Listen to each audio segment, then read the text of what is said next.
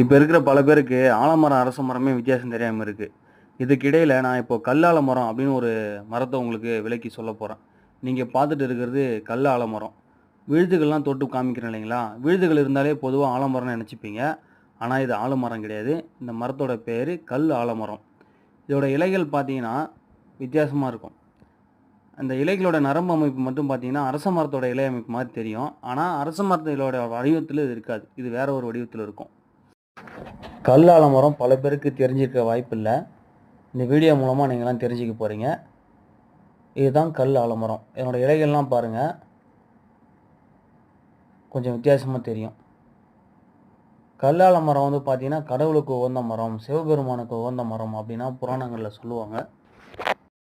ஆலமரம், அரச மரம், கல் ஆலமரம் இதற்கெல்லாம் பொதுவான ஒரு மூதாதையர் மரம் இருந்திருக்கும். அதிலிருந்து தான் அந்த பரிணாம வளர்ச்சியின்படி இந்த மரம்லாம் மாறியிருக்கும்.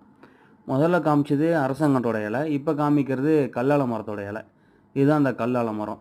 விழுதுகள்லாம் இருக்கவே இது ஆலமரம்னு யாரும் ஆர்கியூமென்ட் பண்ணாதீங்க. இது ஆலமரம் கிடையாது. இது கல் ஆலமரம். அந்த இலையெல்லாம் பாருங்க. வித்தியாசமா இருக்கு பாருங்க. இப்போ நீங்க பார்க்குறது அரச மரம். இந்த அரச மரத்தோட இலைய வந்து பார்த்தீங்கன்னா, ஒரு இதய வடிவத்தில கடைசி நுனியில வந்து பார்த்தீங்கன்னா, லேசா ஒரு கம்பி மாரி வந்திருக்கும். இது அழகா இருக்கும். இப்ப நீங்க பார்க்குறது ஆலமரம். இதுதான் ஆலமரத்துடைய இலை. இதுதான் எல்லா இடத்துலயும் விழுதுகளோட இருக்கிற ஆலமரம். இதோட இலைய பாருங்க. இதுதான் ஆலமரம். இது ஆலமரத்தோட இலை. இது கல்லால மரத்தோட இலை. இது அரச மரத்தோட இலை.